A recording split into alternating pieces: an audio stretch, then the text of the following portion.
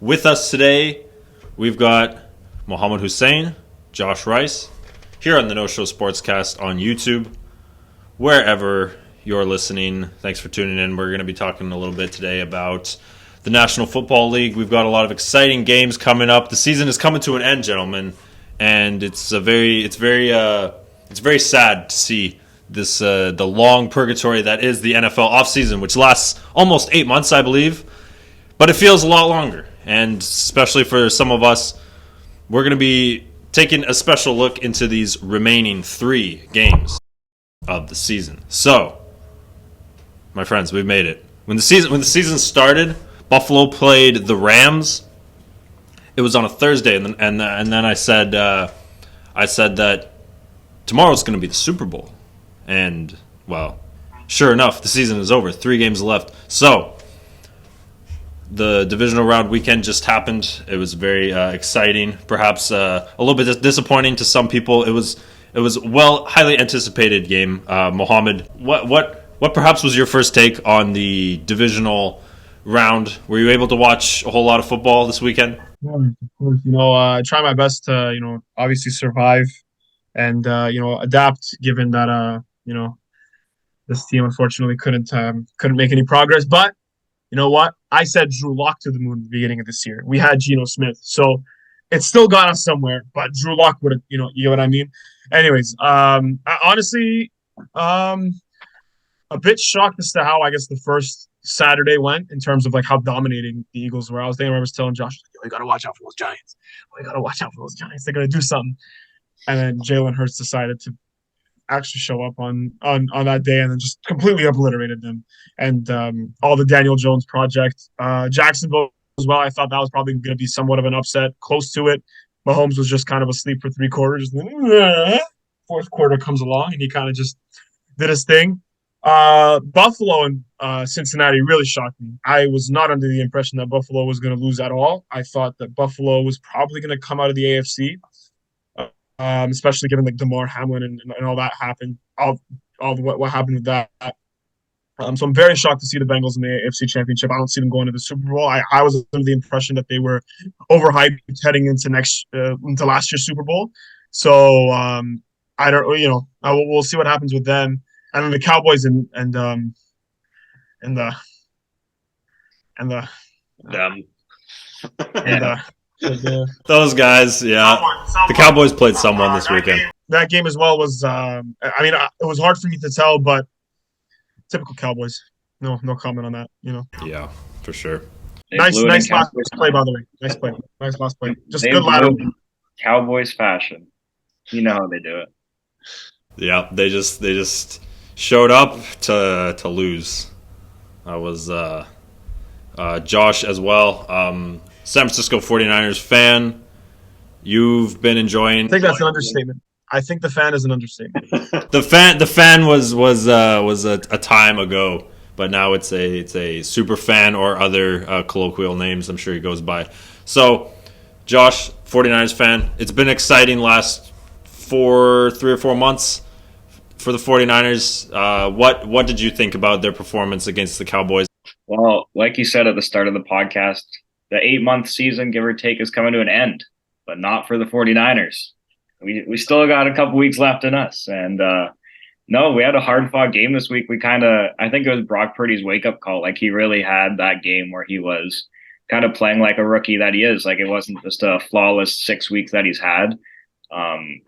He's been phenomenal for the last pick in the draft. Nobody really expected that to happen, but no, playing Dallas's defense this week, it was really a wake-up call for him, and I think the entire offense, because they were asleep the entire first half of the game. They didn't get a touchdown until the third quarter, and it was off Christian McCaffrey, thank God for him. So, no, they truly met their match, and I think even looking forward to next week, Philadelphia is better than Dallas is by a mile. Definitely on the offensive side of the ball. Defense is probably pretty similar to Dallas. So I think it's going to be a good matchup this upcoming week, 49ers and Eagles. I'm obviously cheering for the 49ers. I think the 49ers are going to take it, but I think it will be the better matchup of the two this weekend.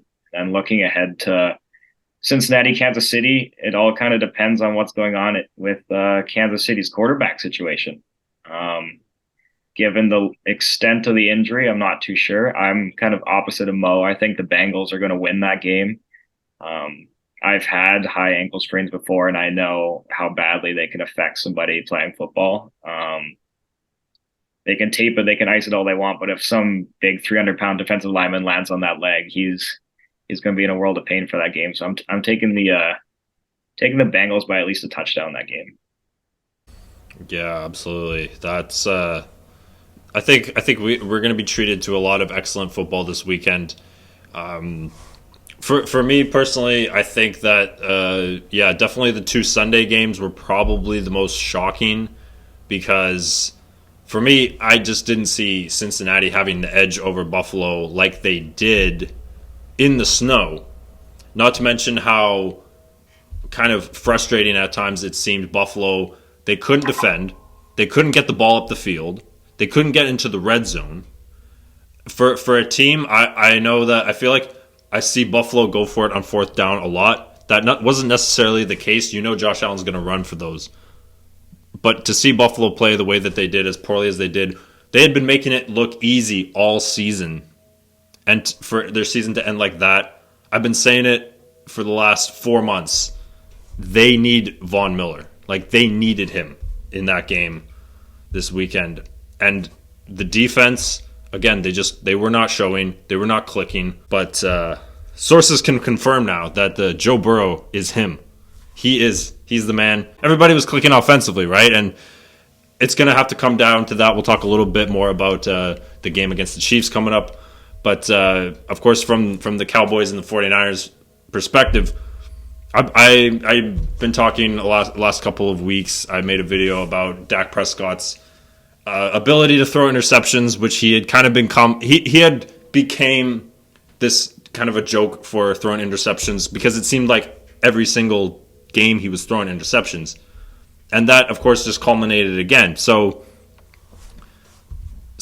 not to mention how Dallas also played against a very good defense in San Francisco. I think that we're going to see shades of this with the Eagles game because of how well Dallas actually played the 49ers. Like you said, Josh,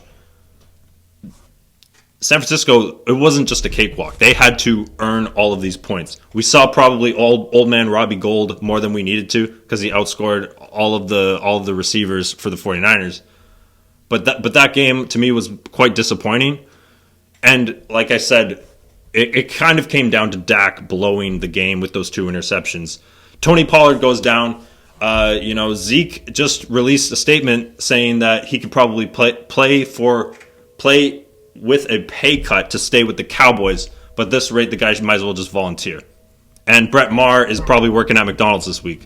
So it was a very interesting dynamic to see those two teams play, but it is even more interesting to see an excellent defense like the Eagles play an excellent defense like the 49ers. So, Mohammed, what can we expect? Chiefs, Bengals, 49ers, and Eagles.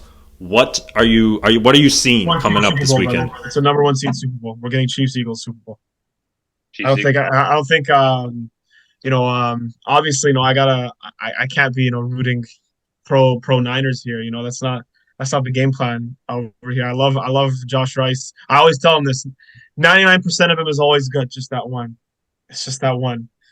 It's that one. It's that one Niners aspect that we don't mess with. We don't do that, But no, in all seriousness, I'd be sore after that loss too. It's okay. I forgive you. We don't talk about that. We're in week. What are we, Matt? We're in week 27. What is it? The NFL season? No, we're like week 20 or 21. Okay, that was like 2 weeks ago. No comment. Anyways, I think no.